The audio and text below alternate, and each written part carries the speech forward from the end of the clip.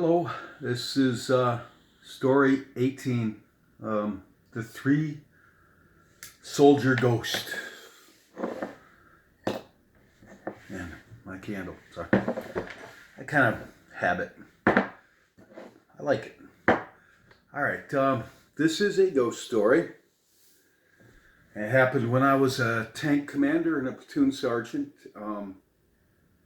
some years ago, and got a couple of pictures. Here's one of my tank crew and my tank. We called her Delta Debbie. I think it's painted on the gun barrel on it. And that's my crew, and I'm the guy sitting on it with the sunglasses on. I was a tank commander there. That was during the time of this story. And no, I wasn't. This is my vanity, but those were our Nomax tanker suits we had on, and mine's kind of puffed out there. I wasn't. It kind of made me look big. Yeah, I'm being vain. But I assure you, I wasn't filling that suit up. It was just loose. Why am I saying that? Oh. So that's me and my tank and tank crew at the time of this story. And I have another picture, actually, of myself at the time and place of this story. Just to put it in some perspective, the ravages of time. This was like close to 20 years ago, honestly. And there's that picture. And that's me in the tank commander's seat. We weren't doing anything, so just chilling out. Didn't really have any of my gear on. And we were in what's called a cantonment area during this. We were at Fort Drum. And we're doing tank range, firing the guns and stuff to qualify. And as a result, we were pretty much just parked way out in a training area, miles away from any civilian. Obviously, we're firing live ammunition and tanks. So we're just parked out in the middle of a field, whole battalion. That's to say there's quite a few tanks and about 300 men.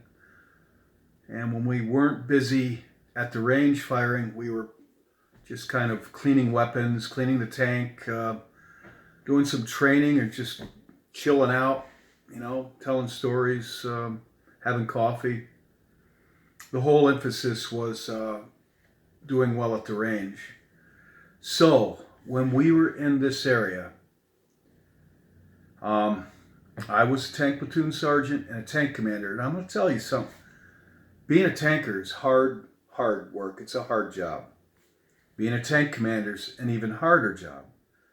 Being a tank platoon sergeant, you can multiply all those by 3 because you're both a tanker, tank commander, tank platoon sergeant. So I had a lot of responsibility on my hands as such.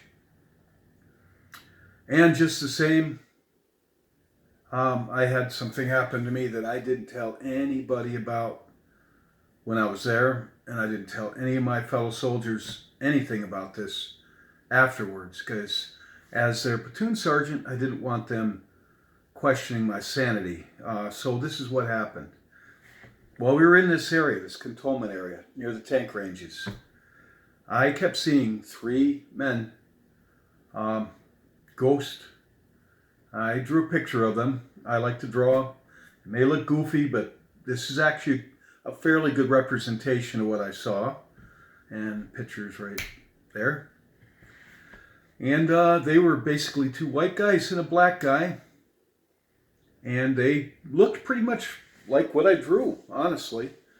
And I drew this picture a few years ago. It's still fresh in my mind. I wrote all this down. They were clean cut.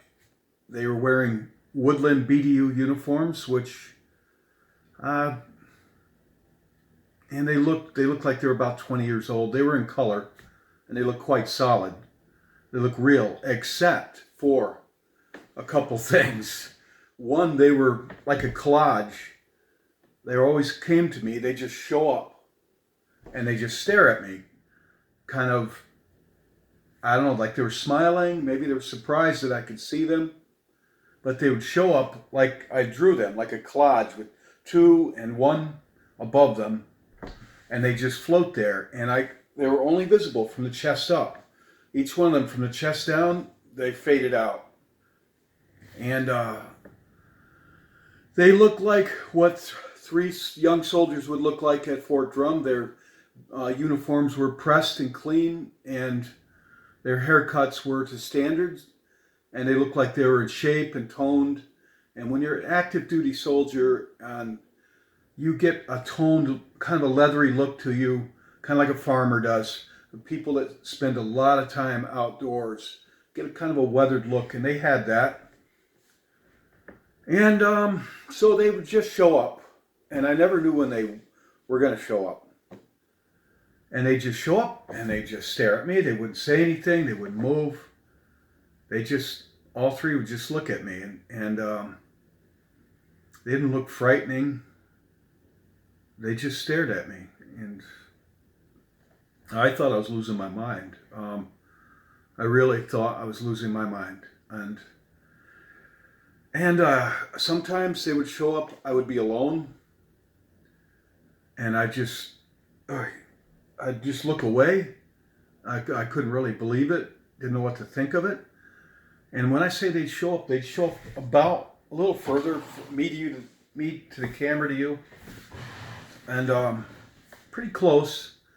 Sometimes I could be in a leaders meeting, and these are important things. I was like a senior leader in this tank group, and you don't want to think your senior leadership is slipping. I'd be in a senior leader meeting with people that outrank me and such, and they'd show up. Nobody else saw them. And when I'd see them, I remember my reaction was I'd try to keep a straight face. I didn't want anybody to see that I was going through something. And I'd usually just kind of look away a little bit, and eventually they would just fade out and they'd disappear and then show up again later on in the day. Well, this went on for a few days.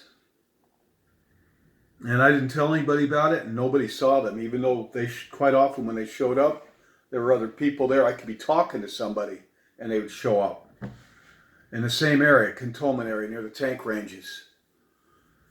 And I really started questioning my sanity. But then I put it together one day. I said, I don't think I'm losing my mind. I think these are actually what they appear to be. I thought I wouldn't be seeing the same three guys in detail. Their uniforms always look the same. I mean, pressed to standard regulation, squared away looking young soldiers, and the uniform of that year, which is to say from either the 80s through the 90s, they wore the BDU woodland camouflage in the U.S. Army, and on into the 2000s before they went over to different uniforms. So these men served in the 80s or 90s, possibly early 2000s, but seeing how when it happened, it would have been the 80s or 90s, probably the 90s. They didn't have a lot at Fort Drum in the 80s, really. It was just taken off as an active duty post. So I decided that I wasn't losing my mind, because how would I see the same three guys in the detail that I was seeing them, color, solid, chest up, like a collage, three of them, really weird, floating above the ground, staring at me. I decided I had nothing to lose. The next time I was alone and they showed up, I was going to challenge them. And I didn't have to wait long, as I recall. Our tank was parked. Nobody was in it. It was out in the woods, or in a field, actually. And our tank was parked, and I was in it by myself, and I was sticking out of the tank commander's hatch, and probably having a cigarette then. I hate to say it, but I don't know. So I'm outside the tank. I'm sticking out of the hatch on top of the tank, and they showed up again, and they're just staring at me, and they're floating about 5 feet off the ground in front of me, in front of the tank, 5-6 feet. And I said to them, "Who are you?" And one of them spoke, and he didn't speak with his mouth, but I heard him quite clearly. And he said, artillery unit. He told me the unit, I don't remember it, honestly, but he said artillery unit, killed, training accident, not far from here, vehicle rollover. And those things happen, and a lot. People get killed in training on vehicle rollovers quite a bit. And I could see that, especially with artillery unit. Probably had a vehicle towing an artillery piece or a lot of camouflage netting, and there's probably a bunch of soldiers on it. And when they're moving at night, it's not like you're allowed to have your headlights on. It's blackout drive with what they call cat eyes. Then can't see a thing. Half the time the driver's half asleep because you work so hard out in the field as a soldier. And vehicle rollovers happen a lot, and people get killed a lot. So that's what one of them said. And he addressed me in a professional tone, like he was talking to a sergeant. He said the unit, artillery unit, killed not far from here, training accident, vehicle rollover. A young man's voice. And I looked at them and I said, well, go, please, leave me alone. Go away. I mean, I thought I was losing it. I had a tough job to do. And when I said that, they didn't show any emotion, but they backed off and they faded out and they vanished, and I never saw them again. And that's that story. And I don't know if you looked in Fort Drum, New York, in the 80s and 90s and see if 3 soldiers were killed in a vehicle rollover from our artillery unit, I wouldn't be surprised if you found out something. I never checked. I never told anybody about this story. Honestly, it was very disturbing to me. And I want to say, on a Christian sense, I was raised by my mother, and told by her, who was told by her mother in turn, that you should never talk to spirits or give them any energy, and giving them energy would be acknowledging them. And so I didn't want to talk to them. But looking back at this, honestly, if I had to do that all over again, I would pray for them and to go into the light, to go to Jesus Christ, to go into the light, something like that. I think I should have done that. And I know there's viewers out there that think, oh, they're all demons, all this and that. These guys weren't demons. They weren't bothering me. In fact, when I asked them to go away, they just backed off and vanished. And they did what I asked. And they probably were killed quite suddenly, young in their lives, in a training accident right around where I was seeing them. So, I don't know, when you ask somebody, like I have these stories. I have these stories are right up to present. I mean, I'm just fishing around through my whole life. I've got like 50 of these to tell. And I don't know why. I'm going to tie it all together. When I get all these stories out, I've got some things I'd like to put out that I've researched and come up with that may shed some light on some of this. So God allowed these things to happen to me because I certainly prayed about it a lot. And I recall this, even thinking about it now, it's disturbing to me that those 3 young men would come to me, and I should have helped them in some way to pass on, but I didn't. I just said, please go away, leave me alone, and that's just what they did. So there's story 18. I'll come up with for story 19. I got quite a few of these. Some of them are just kind of plain.